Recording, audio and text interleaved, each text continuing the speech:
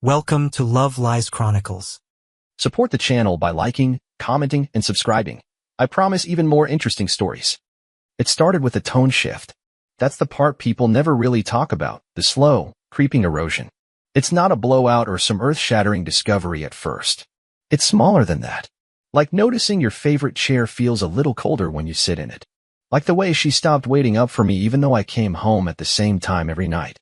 Or how good night became a phrase she tossed over her shoulder without turning her head. But I didn't say anything. At least not right away. We'd been married 11 years. Not always perfect, but stable, strong, I thought. We weren't screaming matches or slam doors. We were weekend grocery lists, inside jokes, Sunday errands, and shared exhaustion. I'd tell anyone we were doing fine. Even told myself that, long after I stopped feeling it. She was still doing her thing, busy with work. Always on the phone with her sisters, planning things. I made sure the bills were handled, the car was serviced, the yard didn't look like a jungle. I handled the taxes, the insurance paperwork, scheduled the doctor visits, prepped the kids' lunches the night she fell asleep scrolling on the couch. All invisible stuff. Nothing heroic. Just the kind of glue that holds a life together. One night, while we were cleaning up after dinner, me rinsing dishes, her scrolling, I asked if she wanted to watch something together. Maybe take a walk. It had been a long week, and we hadn't really talked. Her reply? She scoffed. Actually scoffed. God, do I have to plan everything? I'm the only one keeping this relationship from falling apart. I just stood there with a dripping plate in my hand. What? I asked, careful not to sound angry, even though I felt that slow kind of heat you get when someone casually disrespects you like it's nothing. You heard me, she said without looking up from her phone. You don't take initiative. You just go through the motions. I make the effort. I initiate date nights. I plan the holidays. I remember birthdays. If I stopped, this whole thing would collapse. There was no yelling. That's not how we operated. But her tone? That tone carried every insult I didn't realize she'd been bottling up. And that's when I decided, okay, let's see. Let's see what it actually looks like when I step away. Because here's the thing, when you're in it, when you're constantly doing, carrying, smoothing things over, you stop noticing how much of the load is on your back. You don't even think about how your effort's invisible until someone decides to erase it altogether. So I gave her what she asked for. Silence. Space. Autonomy. I stopped filling in the blanks. Didn't remind her about her dad's birthday. Didn't double-check that the mortgage autopay was still linked to her new card. Didn't stop her from forgetting her niece's graduation gift. When her calendar alert for her cousin's baby shower pinged and she asked me if I RSVP'd, I just shrugged. I thought you were the only one keeping this going, I said simply. She paused at that. I could see the wheels turning. But pride's a hell of a thing. She blinked, adjusted her voice to something airy and self-assured, and said, exactly. Which is why it's still working. But it wasn't. Not really. That weekend, she hosted a small dinner party for her friends, for couples, mostly from her office, and a woman named Chloe she used to work with years ago. I kept it cordial. Did my part. Cooked the steaks. Topped off wine glasses. Played the gracious husband role just fine. But near the end of the night, as people lingered over dessert, the conversation turned to relationships. One of the guests, Greg, asked how we kept the spark alive.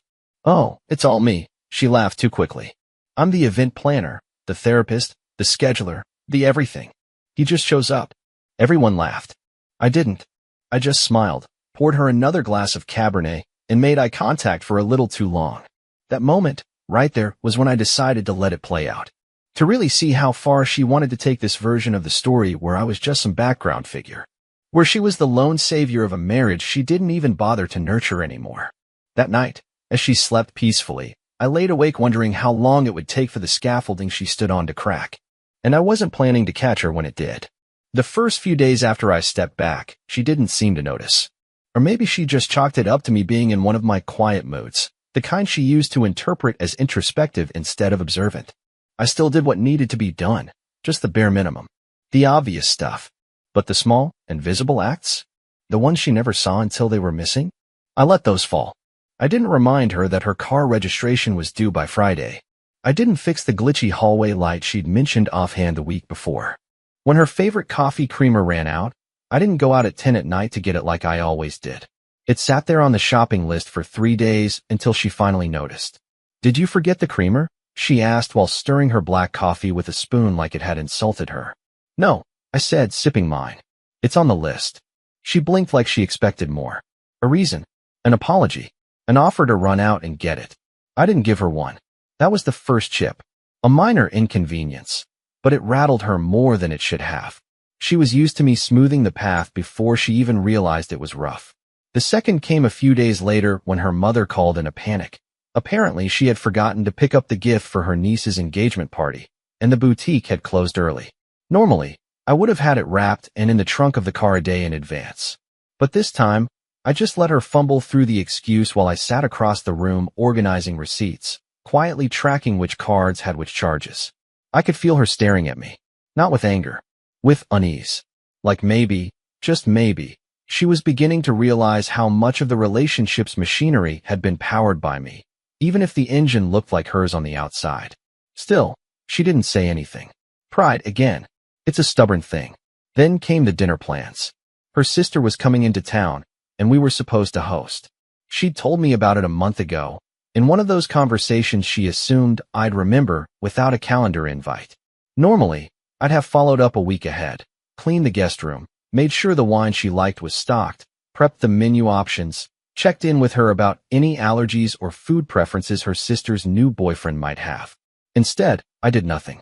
That Friday, she came home to a house that looked exactly the same as it did every other day.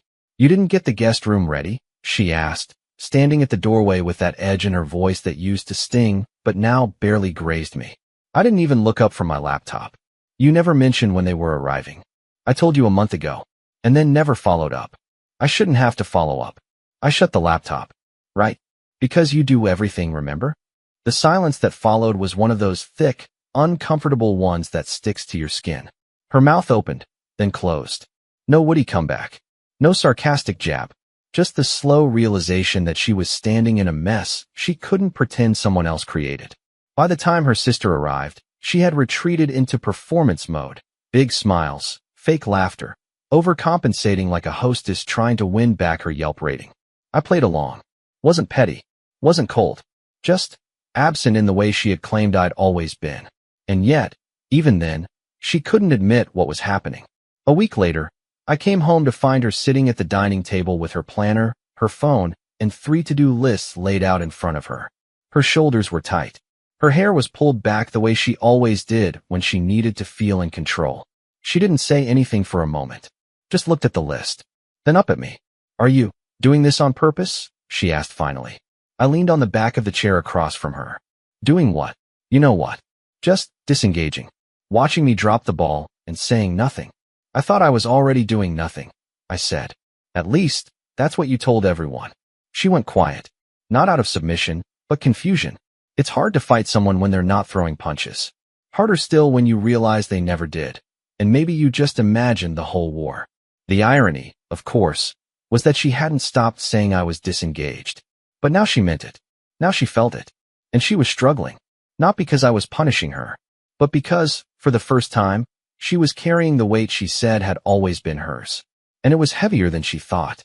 It was subtle at first. The cracks didn't show up all at once. They spiderwebbed out from small mistakes, moments she'd normally shrug off, but now couldn't seem to manage. A double-booked meeting. Forgetting to RSVP to her cousin's baby shower. Leaving the oven on too long and burning a batch of muffins she promised for the office brunch. Her default response had always been to blame the chaos. "It's just been a crazy week. I'm stretched too thin. People expect too much from me." But the truth? The real reason behind the unraveling? There was no safety net anymore. I'd always been the fallback. The guy who would quietly correct, remind, reschedule, reorder, fix. A second brain she could rely on without acknowledgement. Not anymore. It came to a head when her boss emailed her late one Wednesday night. Something about a missing attachment, a pitch deck that never got submitted. She stood in the hallway staring at her phone like it had betrayed her. "I could have sworn I uploaded it," she mumbled, fingers trembling slightly. I was sitting on the couch, finishing up some budget revisions on my laptop. She looked at me like she wanted help, like she expected me to offer. I didn't. After a beat, she added, "Didn't I ask you to remind me to send that today?" "You might have," I said, not looking up. "I've stopped keeping track." She didn't say anything. just stood there for a long moment before disappearing into the office. The next morning, she left for work early without saying goodbye. The creamer was gone again. So was the yogurt she liked. She hadn't restocked it, and I hadn't reminded her. She texted me at lunch. "Everything okay between us?" I let it sit for a few hours before replying. "You tell me." It wasn't meant to be cold. It was just honest. She built a narrative where I was passive, uninvolved, a weight she dragged around while single-handedly keeping the relationship alive. She had no idea how many times I had kept her from drowning in her own disorganization, no clue how often I had steered our lives gently back on track without demanding credit. But now, the gaps were obvious. Now, she was trying to juggle without realizing I'd been the one catching the balls before they hit the ground. Things got worse when her best friend Rachel stopped over on a Saturday afternoon. I was working on a home repair project in the garage when I heard them talking on the back patio. "She forgot to pick up Ellie from soccer," Rachel said, her voice just loud enough for me to catch. "What?" my wife asked. "Ellie. Last Saturday. I was there. Her coach had to call you, remember?" I thought you were picking her up," she said, defensive. Rachel's tone was gentle but edged with something sharper. "No, we talked about it. You said Dan was taking care of it. But he wasn't even there." There was a pause. "You okay?" Rachel asked. "You seem overwhelmed lately." And then I heard it. My wife sighed, frustrated. "I feel like I'm doing everything alone now." I leaned against the workbench, letting that land. That was the moment I knew she finally felt it. Not just the stress, but the weight. The actual weight of managing a life with someone when that someone stops quietly carrying half of it. The absence was loud now. I didn't gloat. I didn't even bring it up. I just kept doing what I was doing, keeping my own side of the street clean. Handling my job, my space, my time. But that's when she tried to get clever. I caught her one night on the phone with someone she'd met at a recent networking event. His name came up casually the week before, Evan or Ethan or something. A finance guy. New in town. Married, I think. At first, it was innocent. Or so I thought. But then I overheard her talking to him late one night after she thought I was asleep. She was whispering too soft to catch the words, but her tone was different. Light. Flirty. Free. It wasn't sexual. Not yet. But it was intentional. The kind of connection you nurture when you're trying to feel seen again. Wanted again. It stung more than I expected. Because there she was, drowning in the responsibilities she once claimed were hers alone, and instead of admitting she was wrong, she reached for validation from someone else. Someone who didn't know her. Someone who didn't see the full story. Just the polished version. Just the woman who used to feel in control. I didn't confront her. Not yet. This wasn't just about that guy. This was about what came next. Because that look she always wore, the one that said she was certain of her place, her power, her version of the truth, that look was starting to crack. And I was watching it happen in real time. A week passed before I had a name. Ethan. Ethan Summers. That was the guy. Some financial advisor with a slick smile and too many shirtless golf photos on his public Instagram. The kind of man who believed owning a Rolex made him interesting. He worked for one of those boutique investment firms downtown, the type that pitched wealth strategies to newly divorced women and doctors in midlife crises. The only reason I found him was because she left her iPad on the kitchen island. I wasn't snooping. I was reaching for the grocery list she always forgot to write, and the screen lit up.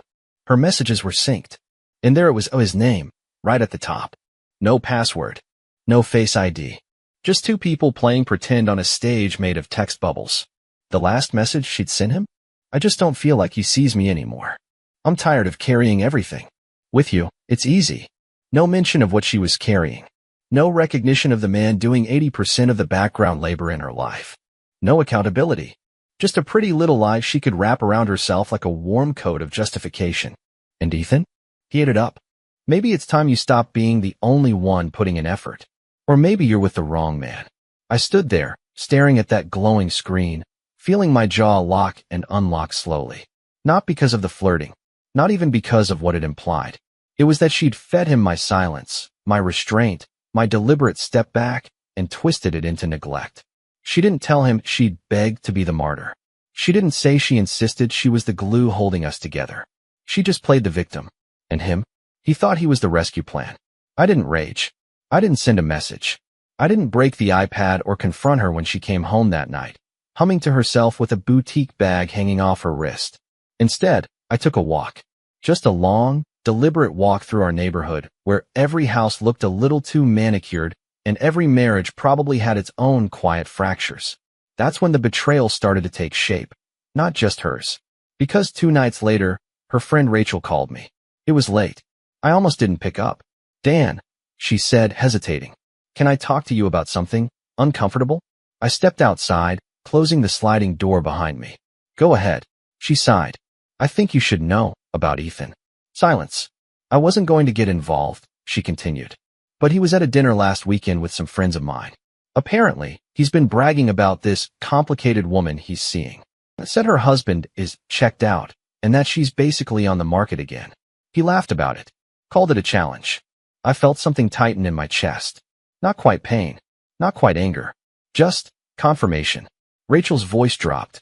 She told me she needed emotional space, that you were smothering her. I didn't question it, but now I realize she was priming me, just like she's probably been doing to everyone else. I didn't say much, just thanked her. But that call, that was the final piece. Because it meant this wasn't just about Ethan or her. This was about the way she had been painting me, methodically, quietly, dishonestly, creating a narrative she could use as a ladder to climb out of the relationship when it got inconvenient, even if it meant stepping on my shoulders on the way up. And I knew what I had to do. The next day, I printed everything. Screenshots of her messages. A full log of Ethan's social media posts that matched the dates and times she claimed she was at yoga or meeting with clients. I wasn't going to weaponize them, not yet, but I wanted the truth preserved. For myself. For the day she tried to rewrite the story again. When I came home that evening, she was at the dining table with her laptop open, hair up, glasses on. She looked tired, flustered. The strong, put-together version of her was cracking like porcelain that had been dropped too many times and glued back together with stubbornness. We need to talk, she said before I could even take off my coat. Okay, I replied calmly. I feel like things are falling apart. You feel that now? I asked. She flinched. Just a little. I think we need to recalibrate, she said, using one of those therapist-approved words she loved to throw around when she wanted a reset without admitting guilt. We've both been slipping. I've had a lot going on, and maybe I've leaned too hard on outside distractions. I raised an eyebrow. Distractions? She hesitated. I mean, connections that probably shouldn't have gone as far as they did. There it was. An admission without substance. I nodded. That's fair. She blinked, surprised I wasn't yelling. Not crying. Not pleading. But what could I say? The truth was, I didn't need an apology. I already had a plan. And this moment where she almost confessed, almost came clean, almost offered a path forward, this was exactly what I needed to see. Because the woman who once claimed to carry everything couldn't even carry the weight of her own decisions. And I was done being the scaffolding. She called in sick the next day. Didn't say much. Just sat at the edge of the bed with her phone in one hand and a blank stare fixed on the wall like she'd forgotten how mornings worked. I didn't press her. I wasn't interested in conversations designed to elicit comfort. She needed something, sure. But I wasn't giving it to her anymore. Not my attention, not my emotional labor, and definitely not my sympathy. That was the difference between her and me. When I was hurting, I still showed up. Still did the work. She curled inward and waited to be rescued. She spent most of the day in the guest room. I'd moved there 3 nights ago, not out of anger, but clarity. I didn't need to share a bed with someone whose lies were still warm in her mouth. By evening, she emerged, like a ghost in sweatpants and a hoodie, hair pulled back in a way I hadn't seen since our early 20s. No makeup, no filter. Just the raw version of her, tired and shaky and on the verge of tears. I need to ask you something, she said, standing at the kitchen island where I was finishing up dinner. I didn't stop slicing the vegetables. Okay. She hesitated. Are you going to leave me? I paused mid-cut, then set the knife down carefully. Why do you think I would? She looked away, her voice breaking slightly. Because I screwed up. And I've made you feel like you don't matter. Like I don't need you. You didn't make me feel that way, I said. You told me that. She winced. I let the silence stretch just long enough. She took a deep breath. I stopped appreciating you a long time ago. I think I convinced myself I was doing everything because I needed to feel important. But now I don't even know what's real anymore. I just feel exhausted. It was the closest thing to honesty I'd heard from her in months. I didn't nod, didn't soften, just looked at her and said, "You wanted to prove you were carrying the whole thing. You got your chance." She opened her mouth to reply but couldn't find the words.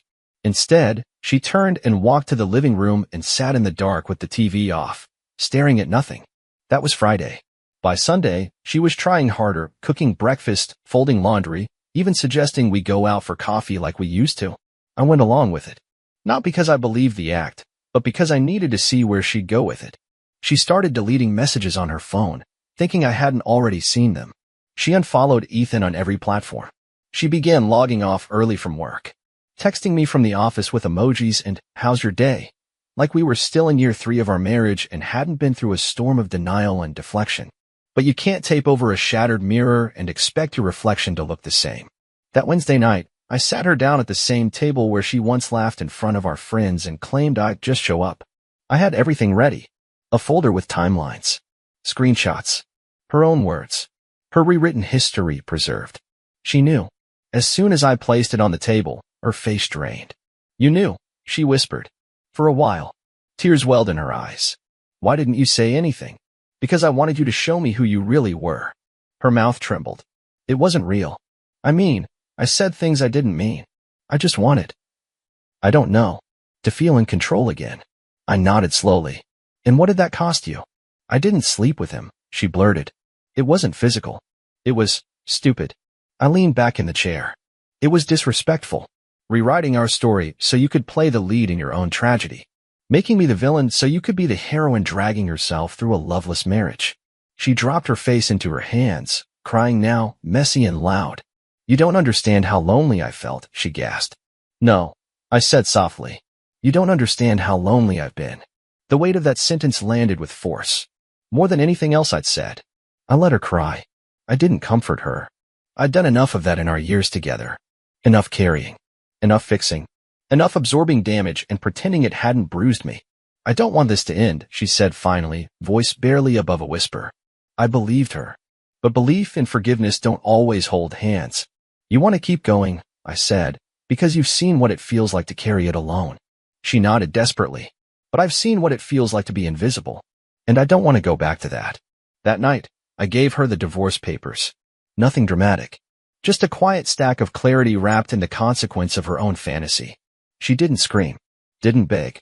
She just sat there holding them, realizing this wasn't some performance anymore. She had the spotlight, the stage, the script. But the audience was gone. And the only one left to applaud was herself. Dear listeners, please share your thoughts in the comments, and do not forget to like, share, and subscribe to the channel.